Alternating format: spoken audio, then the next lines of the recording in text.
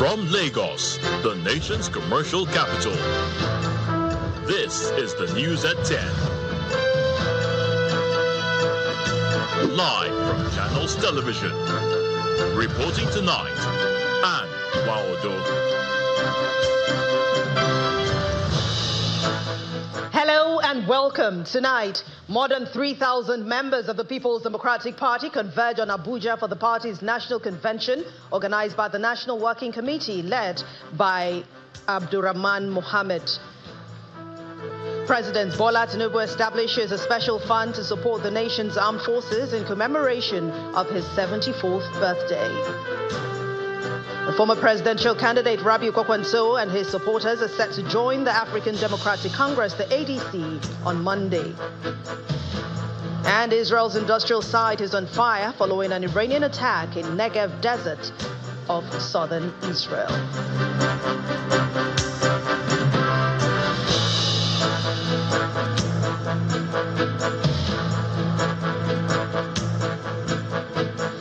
We begin tonight with politics, and members of the People's Democratic Party, the PDP, under the leadership of the Abdurrahman Mohammed-led Caretaker Committee, are holding the party's national convention, elective convention in the nation's capital, Abuja, to elect principal national officers that will pilot the affairs of the party in the next 4 years. The convention is attended by prominent members of the PDP, including the Minister of the Federal Capital Territory, Nyesom Wike, former President of the Senate, Bukola Saraki, former Governor of Jigawa State, Sule Lamido, former National Chairman of the PDP, Ahmed Makarfi, among several other people. The convention, which is tagged a convention of inclusiveness, unity and renewal, speaks to the leadership crisis that has ravaged the party in the last 4 years, when the PDP held its primaries in 2022 to pick a presidential candidate.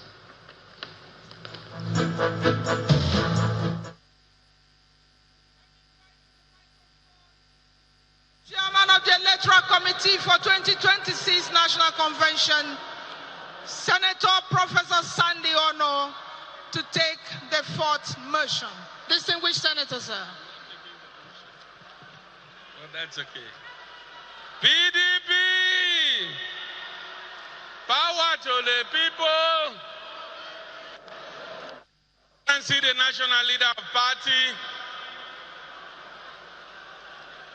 Ezenwo Nyesom Wike, Commander of the Order of the Niger, Nyerishi Global, POS Africa, Grand Service Star of Rivers State, and by the grace of God, the big fire of contemporary Nigerian politics.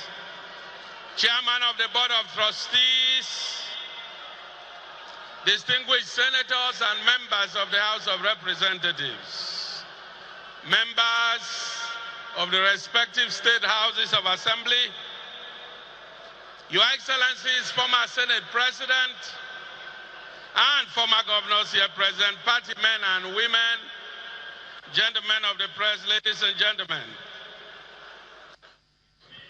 And as Nigeria's main opposition party, the People's Democratic Party, holds its national convention at the Velodrome of the National Stadium in Abuja, our correspondent Kumbi Aboluwade examines events that have shaped the PDP to this very moment.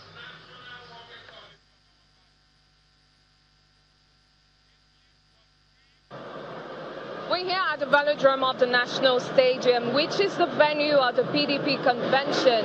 But before the event commences, let's take a look at some of the events that have shaped the PDP to this very moment.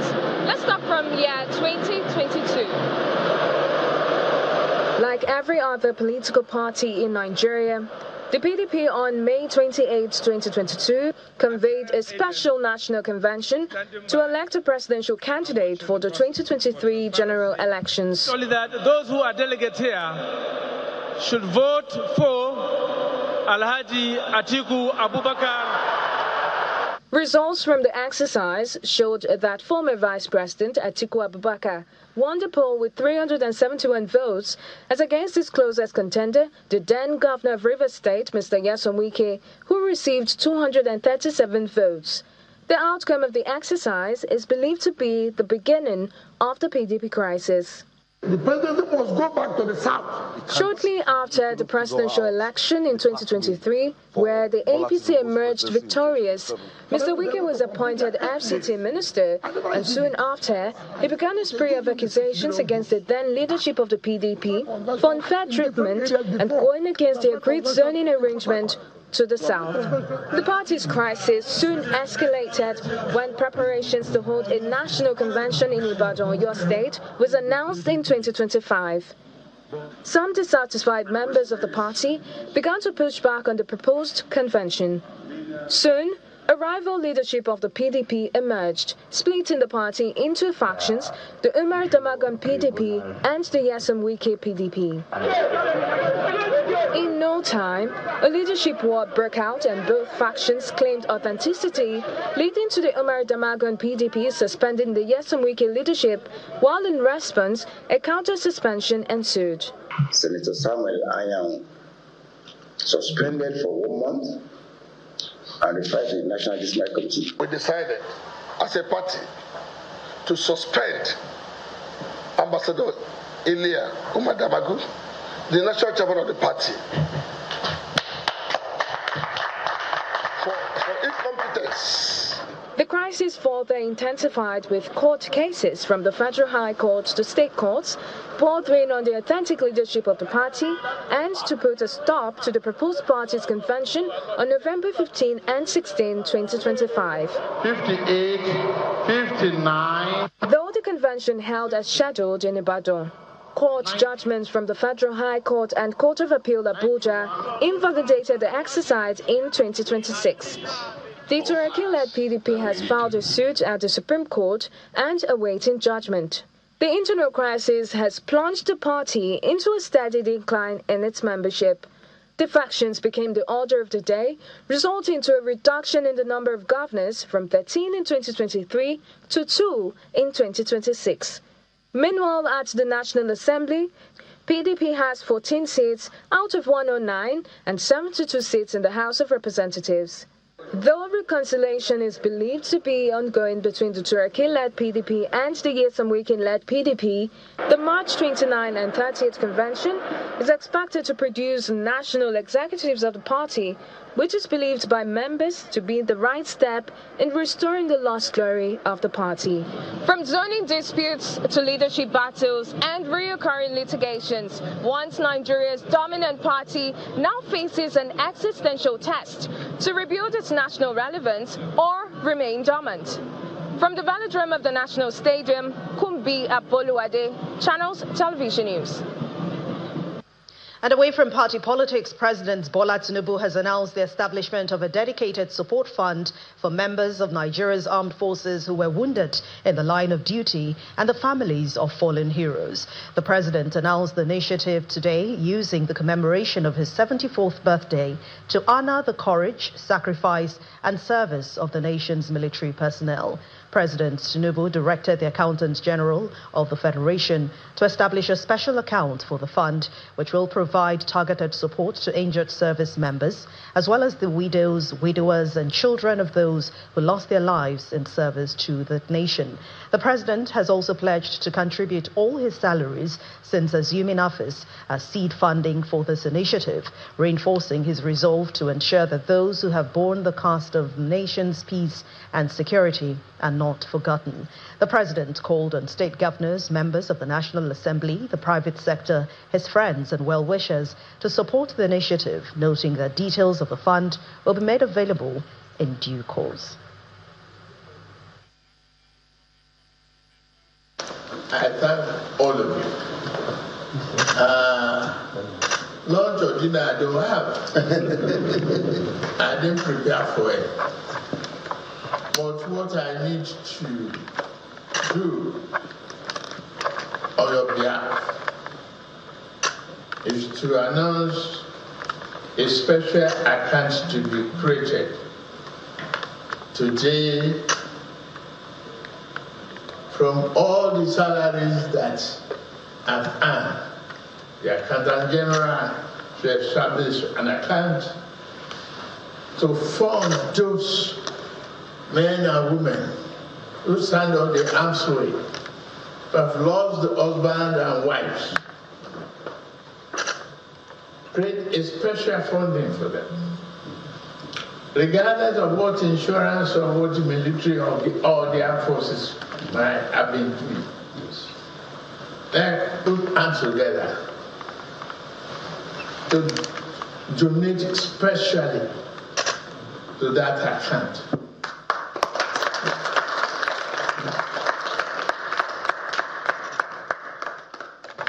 Those who might have lost their limbs or arms or hands will be able to give them hope and a better promise for the future. Nigeria will overcome the problem of insecurity. We will invest in armament to defeat the insurgents. We will put it together with you. This type of unity I have not imagined. I thank all of you. And back to politics, the Kwakwansiya movement has officially announced that its leader, Senator Rabiu Musa Kwakwanso, will be joining the African Democratic Congress, the ADC. According to a press statement, Mr. Kwakwanso is set to formally register with the ADC on Monday, March the 30th, 2026, at his residence in Kano. The spokesperson for the Kwakwansiya movement, Dr. Habibu Saleh Mohammed, explains that the decision reflects the movement's commitment to democratic values, good governance, and inclusive leadership that represents the will of the people. Members of the Kwakwansiya movement have also been urged to register with the ADC and actively participate in party activities. It has also called on supporters to contribute to the growth and the success of the party at all levels of government. Governor Hope Uzodimma of Imo State has directed state and zonal coordinators of the Renewed Hope Ambassadors Network of the All Progressives Congress, the APC, to intensify grassroots mobilization ahead of the 2027 general election. The governor, who serves as the national coordinator of the network, has credited President Bola Tinubu for implementing bold reforms to reposition Nigeria's economy, warning that opposition parties were resorting to misinformation to undermine developmental programs. Speaking after meeting with the state and zonal coordinators of the Renewed Hope Ambassadors Network, he says efforts of the government will be misunderstood if the people are not properly informed. The outcomes have been so encouraging, and then get the people to understand the reason for the initial pains of these reforms. And now that things are easing out, long-term stability, development, and then the need for Nigeria to be prepared for tomorrow. So the president took the bull by the horn. Of course, like you will agree with me, before he came, so many presidents came, tried to remove subsidy, they were not able. Before he came, minimum wage was at 30,000 naira per civil servant. Now it's 70,000. Sometime 2 years ago, before 2023, a bag of rice was almost 120,000 naira. As I speak to you, a bag of rice now is around 50,000. So these are the dividends.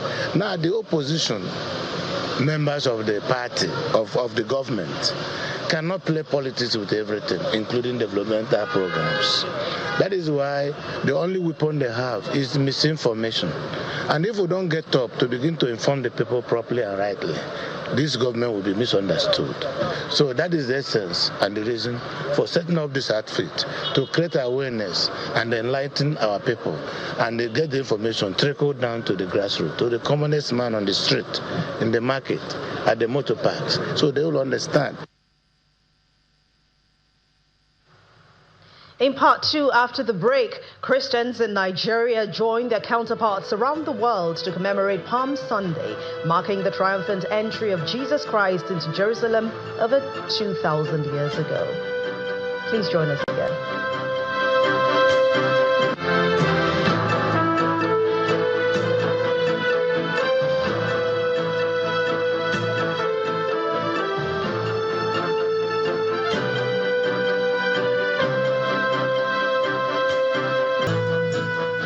Welcome back. If you've just joined us, you're watching the news at 10 on Channels Television, broadcasting live from Lagos. A reminder of our top stories.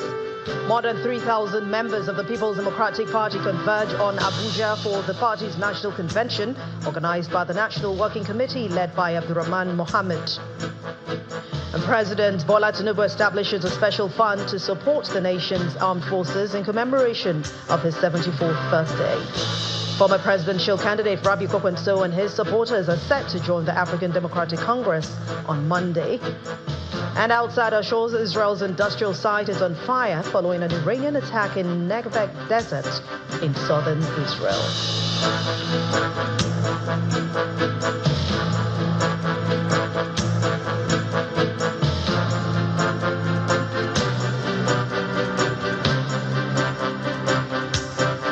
And now we head to the Moshood Abiola Stadium in the nation's capital, Abuja, where the People's Democratic Party National Convention for the year 2026 is holding. And to join us is our correspondent, Malpe Ogun Yusuf, for more. Very much, Anne. It's good to see you. Well, right here in the studios, we have with us the national leader of the People's Democratic Party, His Excellency Ezenwoye Samwike. Your Excellency, it's good to see you. It's been a lot of energy right here in the velodrome. I'm sure that you have been very excited about the coordination of this convention so far. Very much excited, very much happy, and I give God the glory that today has come. And what we have expected, what we've prayed to God, God has answered our prayers. Well, I do recall that 4 years ago, the last time we were in this velodrome, you left here a little sad, if I must say. And some people would say that perhaps that was when the troubles of the party began. How would you say the events of tonight are correcting the memories that happened 4 years ago when you ran as a presidential nominee, aspirant for the People's Democratic Party right here in this velodrome? Thank you, Mwabe. You see, God knows why things happen this way. This was the venue that Atiku Abubakar, David Bag, and Midi Waziri Tambo and Co. laid the foundation of the burial of PDP. Unknown to us that they have other reasons. They did not want PDP to survive. But I thank God that God has said, man proposes and God disposes. It was this venue that impunity was shown. Remember, our constitution of the party, particularly section 7C, did say that every position, be it elective or appointive, shall be zoned to the various regions. The founding fathers of the party knew why that was so. Nigeria is a complex society. Nigeria is a society based on several ethnic groups, religion, and so what. And so they had this in mind, that if you want the unity of this country, the unity of this party, then we should zone things. And that was what we preached. I would say, look, taking into cognizance that, look, the person who was at the saddle of power then was President Muhammadu Buhari, and who was finishing his 8 years. Of course, common sense dictated that the next president should come from the south. I would say, look, this is what we should do. There's no need. Let them not zone anything here till after the emergence of National Party chairman. We say, look, the National Party chairman should go to the north, while the president should be zoned to the south. They refused. Unknown to us that they had a hidden agenda. And then we brought in Dr. Yocha Ayu, who we never knew was so corrupt. I've said it time and number, and up to now, he had never sued me. Now, even when they called all the aspirants to address the delegates, we did. And they said, we're entering the electoral process. That means voting will start. The next thing we had, that there will be an announcement. What was the announcement? Amir Waziri Tambo has something to say. we all watched and said, okay, what was he going to say? He said he's no longer interested. Fine. But they gave him another room to campaign. He now said, vote for my senior brother, Atiku Abubakar. When other people have spoken with him, and you do not think necessary, they can call the other aspirants again. If they had anything to say, based on the fact that an aspirant who has spoken has come back now to say that such a candidate should not be supported, which was a campaign, when campaign has already stopped. That was manipulation, and we allowed it. Thereafter, that was okay. Let the national chairman come back to the south so that there will be a balancing. Of course, impunity, being what they had always lived in life, they said no. And then we said, well, we'll continue to maintain that the presidency must come to the south. And that was what led to the crisis of PDP. And they started again and said, zone this presidency to the south. They said there's no need to do it, but later they agreed. Your Excellency, the question is going to be, how do you hope that the events of tonight will not only correct or will heal the memories of 4 years ago, but also pull your party together ahead of the 2027 elections? That's what I've said here, that we have started the healing. We started to talk about the unity. Look at those who came for the convention today. Be honest. Look at the organization. It tells you people who are not serious. It tells you people who have made up their mind. Yes, we have made a mistake. Now we want to correct our mistakes. And in correcting that mistake, it starts with this convention. Let us see how able you are to be able to organize a credible, very coordinated convention. Now, having succeeded in that, we believe that now we have National Working Committee. They will go back to the drawing table and come up with a timetable that will continue to heal the party. It's not going to be a 2-hour thing. It's not going to be a 1-month affair. But once you are committed, you believe in PDP, we will attain that. Your Excellency, Ezenwoye Somwike, thank you for speaking with us on the News at 10. Thank you very much. It's back now to you, Anne, for the rest of the News at 10. Thank you very much, Malwe. Away from politics, Palm Sunday, celebrated every year, is a major Christian feast that marks Jesus' triumphant entry into Jerusalem, and it also serves as the beginning of the Holy Week. Here in Lagos, worshippers gathered at the Cathedral Church of Christ in Marina to remember one of the most important days on the Christian calendar, with street processions and worship. Meanwhile, in Anambra State, the governor, Professor Chukwuma Soludo, led faithful in a solemn Palm Sunday procession at the Lighthouse Chaplaincy in the Government House in Awka, the state capital.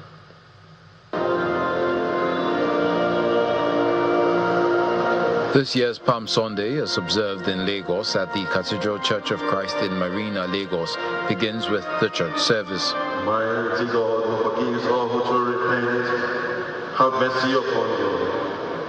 Pardon and deliver you from all your sins. And what followed was a street procession which took members of the church to some major roads in and around Lagos Island, where the faithful waved the symbolic palm fronds, just as it was done during Jesus' time on earth.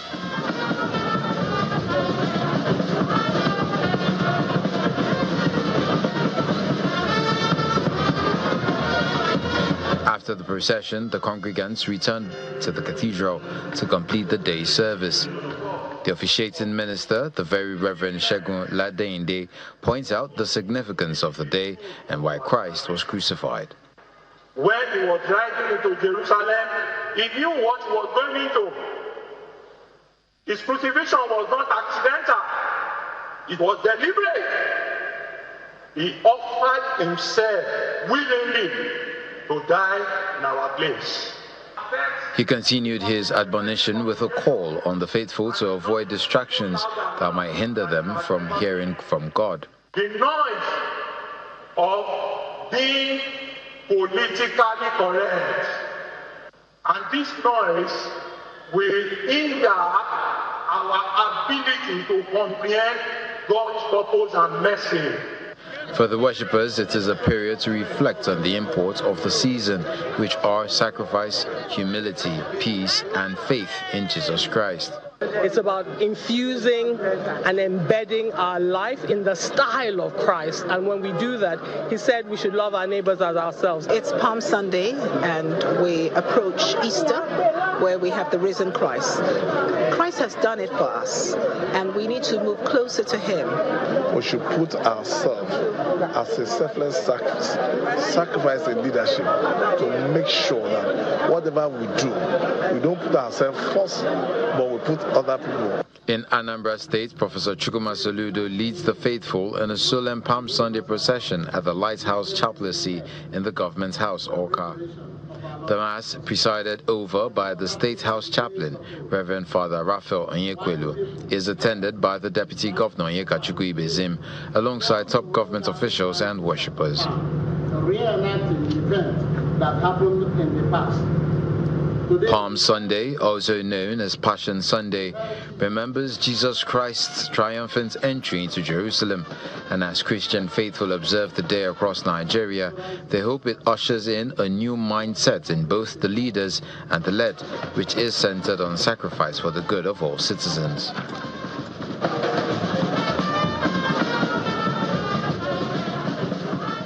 What helps you start a business may not be what sustains it. And this was part of the keynote address delivered by Dr. John Momoh, the chairman and CEO of Channels Media Group, at the 2026 International Family Business Conference of the Lagos Business School Family Business Initiative that was held right here in Lagos. This year's theme focused on governance and culture as the foundation of lasting family legacy.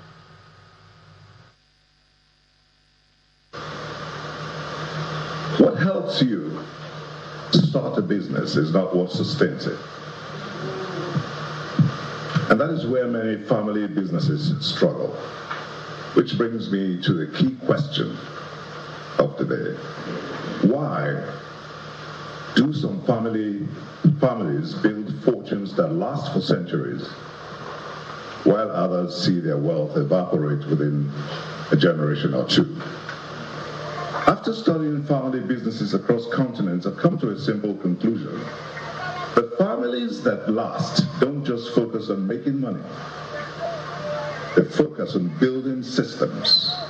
They focus on governance. And they focus on culture. Dr. Momoh also spoke on the fragility of wealth without a why. He noted that continuity is not about the money left behind, but the meaning attached to it. Business is ultimately a story. It is a story of what a family believed in strongly enough to sacrifice for. It is a story of values tested in difficult seasons.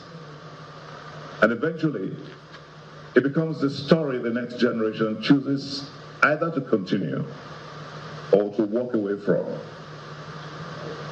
And that choice is not determined by how much wealth we leave behind. It is determined by whether we leave behind meaning. If the next generation understands why the business exists, what it stands for, and what must never be compromised, then continuity becomes natural. But if all they inherit is structure without purpose, or wealth without responsibility, the institution weakens. I've come to believe that legacy is not about being remembered. It's about building something that continues to do good work long after nobody remembers who started it. That is when a business truly becomes an institution. Still ahead on the news at 10, the National Drug Law Enforcement Agency, NDLEA, intercepts a large consignment of cocaine concealed in dry fish. Please join us again.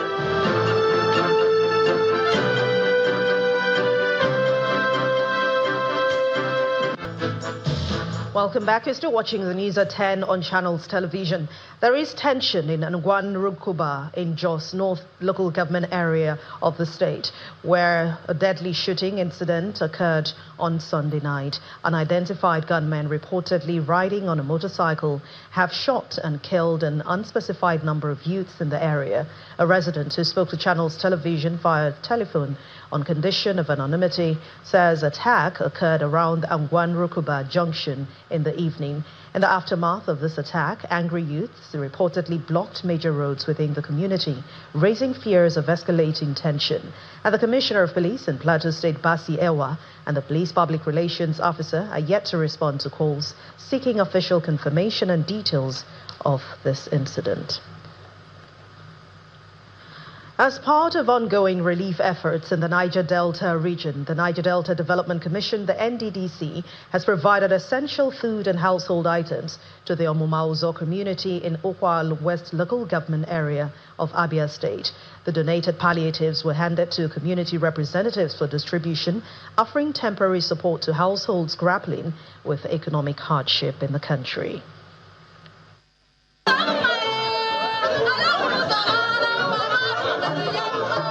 The air in Omumauzo is thick with celebration as the NDDC's humanitarian caravan rolls into Ukwa West.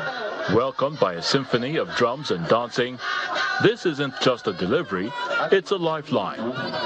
With the crushing weight of inflation and scarcity squeezing the Niger Delta's most vulnerable, the NDDC board is stepping in to break the cycle of hardship, turning a season of struggle into a moment of collective relief and renewed hope. Sometime last year, the people of this village wrote to NDDC, just like every other community in the Niger Delta, requesting for assistance in the area of food supply, at least to temporarily relieve them of their economic difficulties, which has been, ravaging the whole country. Among the communities chosen was this village. How lucky you are. We are bringing this food stuff. It's not really enough, but it can go a long way, at least to alleviate the temporary hardship being faced by this community. Represented by the Director of Social Services, NDDC Managing Director Samuel Ogbuku reaffirmed the Commission's commitment to expanding its interventions across the Niger Delta, aiming to enhance the livelihoods of more residents. While this support is temporary, it underscores a deep commitment to ensuring that no community feels neglected or unsupported. The NDDC remains committed to expanding intervention that empower individuals, strengthen livelihood, and promote inclusive development. Leaders of the Omumauzo community praised the NDDC for its timely support, helping residents access essential food and household items during ongoing economic challenges. This is a great thing that has happened in this community. So we are happy because hunger has been disturbing us in this village, in this community, ravaging everybody. But today, God through NDDC have remembered us. So we are happy for what has happened today. We are now blessing NDDC and the directors for their help today because since we have never received such a thing. Now today, the palliative have come to Omumauzo. The NDDC emphasizes that its ongoing humanitarian intervention goes beyond distributing relief items, serving also to demonstrate government presence, compassion, and solidarity with families facing economic challenges, reflecting confidence in President Bola Tinubu's renewed hope agenda. We head to Kogi State now, where the governor, Usman Ododo, has commissioned the Southward Hospital and Diagnostic Center in Edumo-Bunu, Kabag-Bunu local government area of the state. Speaking at the commissioning ceremony, Governor Ododo described the facility as a lifeline for communities and a significant contribution to the state's healthcare development.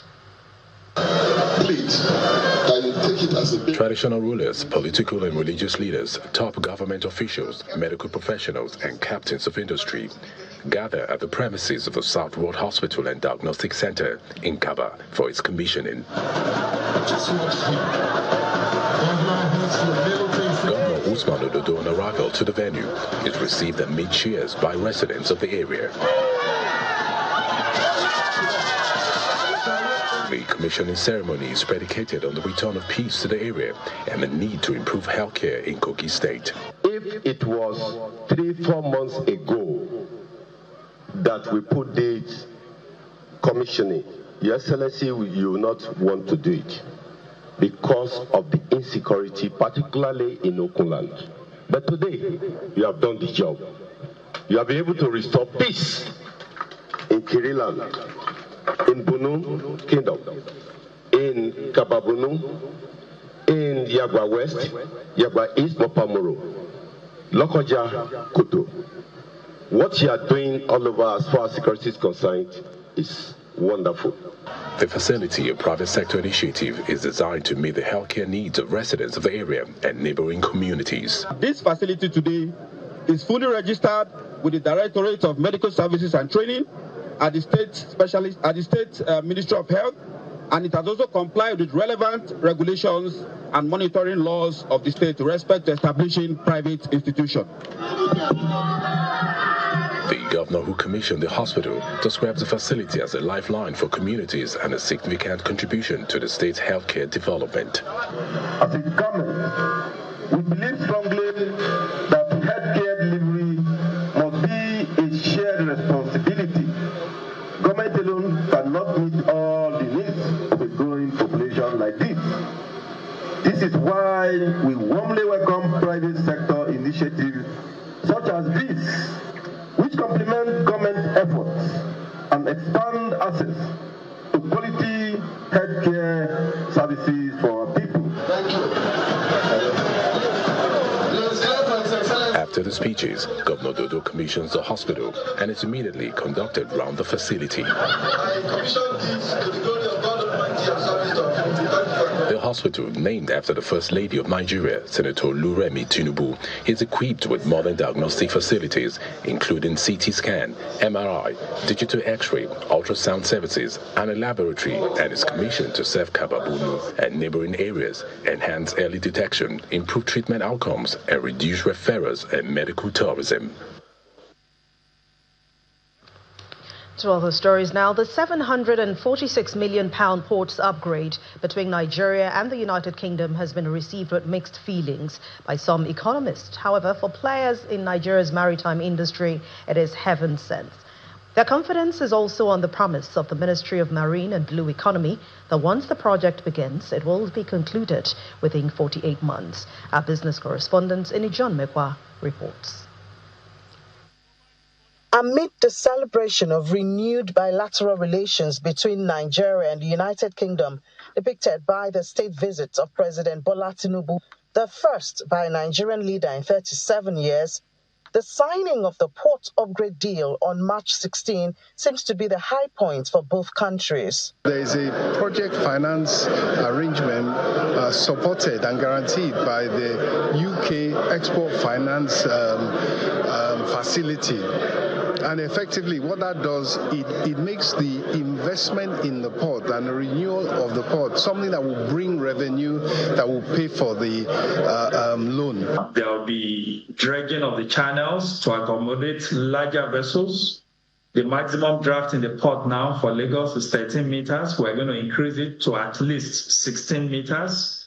And that means vessels, much larger vessels, carrying over 10,000 TEUs and up to 20,000 TEUs in some instances, will be able to berth at our ports. Yay! Finally! I mean, this breathes a new level of optimism for players in Nigeria's maritime industry. Apapa Tinkan, we have not upgraded for over 15 years. So imagine the capacity of the port from then to what we're doing now. Nigeria has grown in population from 50-something million to over 200 million in that time.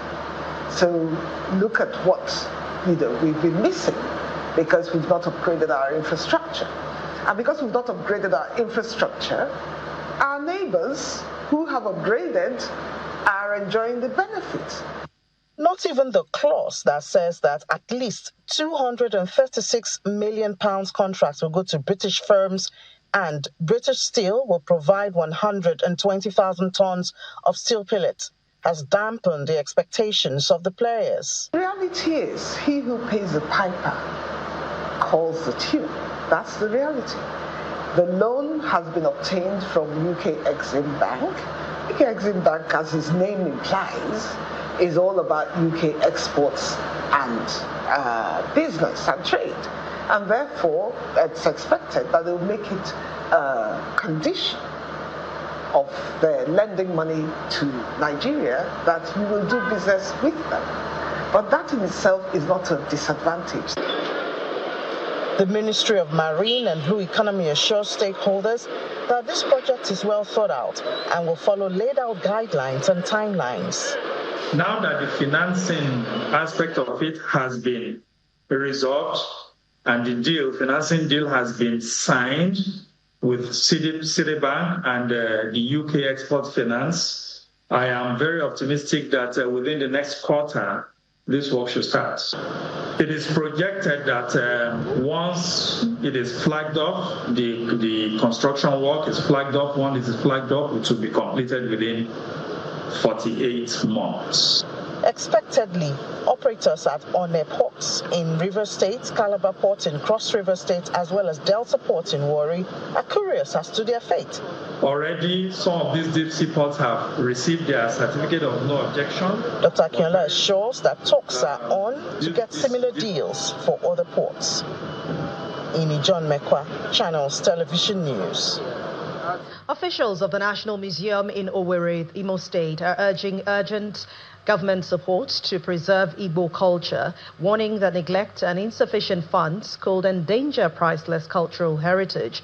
Despite the museum's pivotal role in promoting Igbo identity and tradition, it struggles with minimal backing, relying heavily on internal resources to sustain its operations.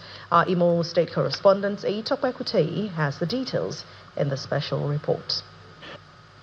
Founded in September 1988 by then military governor Commodore Amadi Ikweche, the National Museum of Owerri, Imo State is one of Nigeria's 53 national museums managed by the National Commission for Museums and Monuments. As an ethnographic museum, it celebrates the richness of Igbo life through artifacts and cultural exhibits reflecting everyday traditions and practices. The museum is divided into 3 key sections: the Igbo household, traditional building techniques, and broader aspects of Igbo heritage.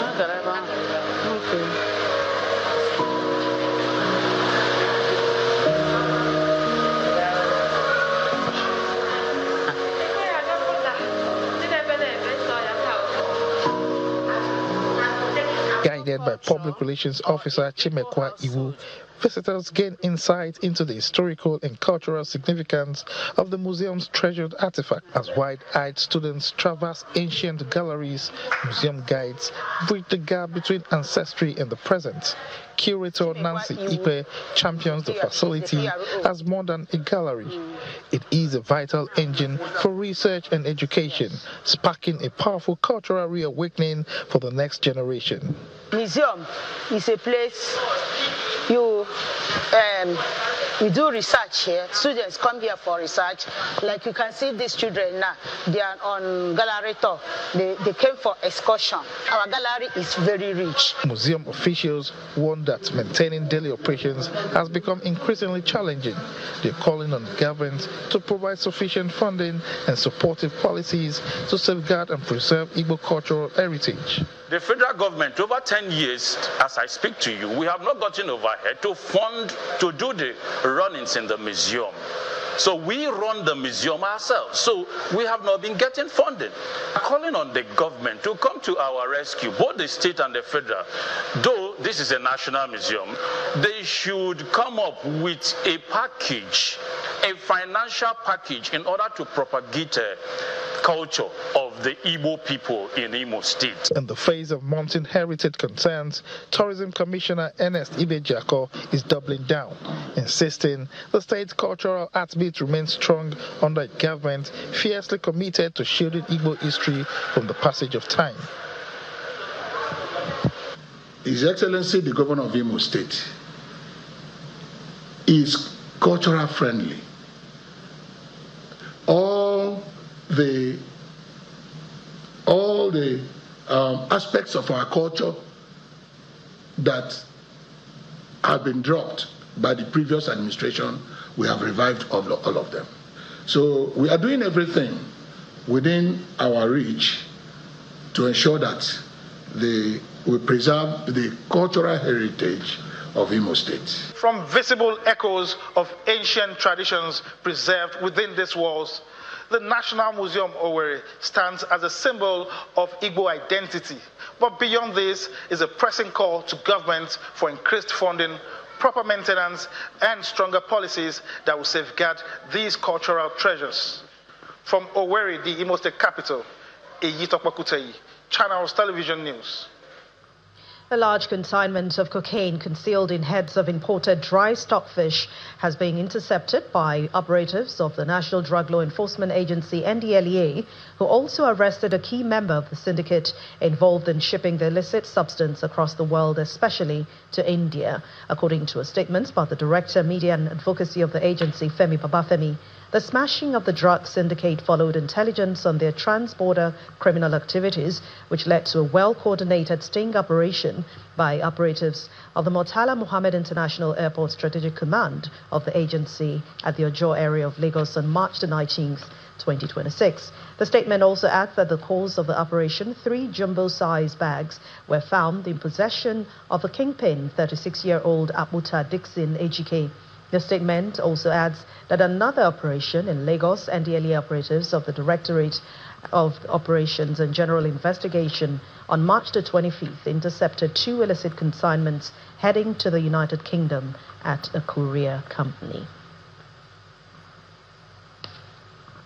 And now to the arts. The Curators Project, Humanizing Art Part 2, is a group exhibition in Lagos. The show features works of art by different creatives, giving them a platform to showcase ingenuity, and we see that on Art Review tonight.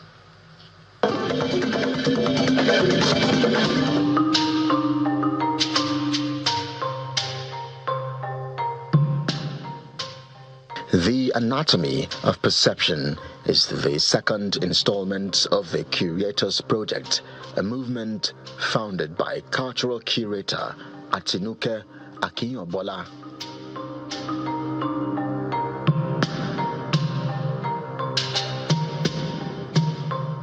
This is Humanizing Art Part 2, The Anatomy of Perception, and what inspired this exhibition is the ethos of the Curators Project, which is humanizing art. So I got the idea to curate sculptures only exhibition and also intertwining it with technology. So I also am the founder of Apsara Virtual as well, that does virtual tours. So it was important to me to also include the Curators Project and virtual tours in it as well. Unlike traditional static shows, this is a growing touring exhibition, meaning it evolves as it moves, adding new sculptural pieces and technological layers at different stages.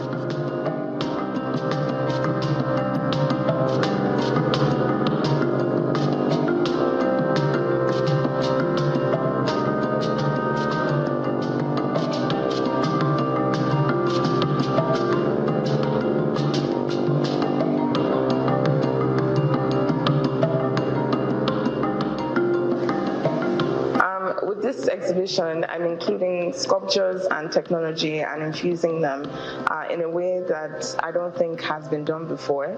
So as you can see on the screen displayed, people that couldn't make it for my first exhibition will always have access to it because of the way I have documented it. So the Curators Project and Apsara Virtual is working on ways to not just change the narrative that's out there of, art collectors, art appreciators, just paying attention to the art, but then also pushing a form of archiving. So, like on the screen, you're able to interact with the pieces and, make inquiries as well. And I think that's a very good move to make, especially in the art world that seems a little bit stale. With Axora Virtual and the Curators Project, we're trying to change things and keep it interesting, let people look forward to the next thing. The exhibition in Lagos is compact, but the idea is humanize art by moving away from market stereotypes and focusing on the artist's unique identity. Let's turn our attention to the world of sports, where the Confederation of African Football President Patrice Motsepe says that he will respect the Court of Arbitration for Sport's decision on Senegal's appeal against being stripped of its Africa Cup of Nations title. The Senegal has also appealed. It is coming after the CAF appeals body overturned a 1-0 win by Senegal over host Morocco in the Cup of Nations final just last month. Mr. Motsepe also plans to visit Senegal and Morocco without giving dates to stress the importance of working together to grow African football.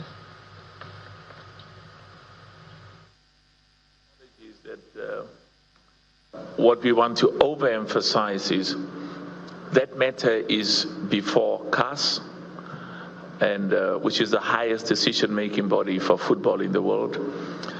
We will respect and implement whatever decision is taken by CAS, but we have to move away also from the perception that somehow our problems in Africa and our weaknesses in Africa are greater, bigger, more embarrassing, more extreme than the problems that happens in other parts of the world. And side by side with it, we should not use as an excuse the failures that happens in other parts of the world. We have to take responsibility.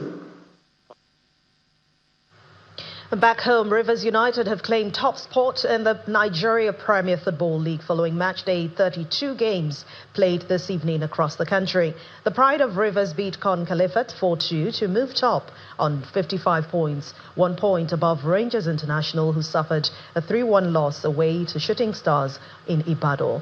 Bayelsa United beat Kano Pillars 4-1. As for Lagos-based side Ikorodu City, they edged Warri Wolves 4-3 in the 7-goal thriller at the Mobolaji Johnson Arena. Enyimba triumphed in the Oriental Derby against Abia Warriors. As for Remo Stars, they held host El Kanemi Warriors to a 1-1 draw, while Niger Tornadoes beat Wike Tourists 2-0. And Tottenham has parted company with coach Igor Tudor to mutual consent earlier today, and that's after just 7 games in charge as they battle to stay in the Premier League. Tudor lost 5 of those matches to leave Spurs out of the Champions League and hovering just 1 point above relegation zone in the Premier League. The 47-year-old did not appear in front of the media. That's after last weekend's damaging 3-0 defeat to Nottingham Forest after learning just after the game.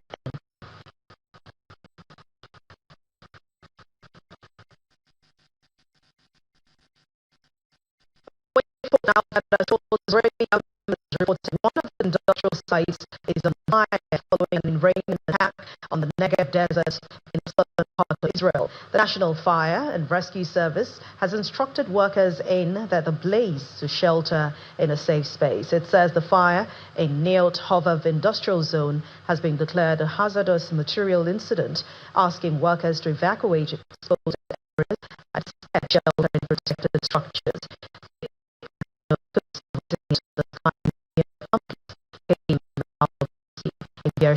A gold crop protection company has released a statement confirming that its plant was a site that was hit either by an Iranian missile or debris from an intercepted missile. And the main news again. More than 3,000 members of the People's Democratic Party converged on Abuja for the party's national convention organized by the National Working Committee led by Abdurrahman Mohammed. Also today, President Bola Tinubu announced the establishment of a special fund to support the nation's armed forces in commemoration of his 74th birthday. And former presidential candidate Rabiu Kwakwanso and his supporters are set to join the African Democratic Congress, the ADC, on Monday And Israel's industrial site is on fire following an Iranian attack in the Negev desert of southern Israel. That's news at 10 tonight. Thank you so much for watching. I'm Anne Nwawodo. Have a wonderful week ahead. Good night.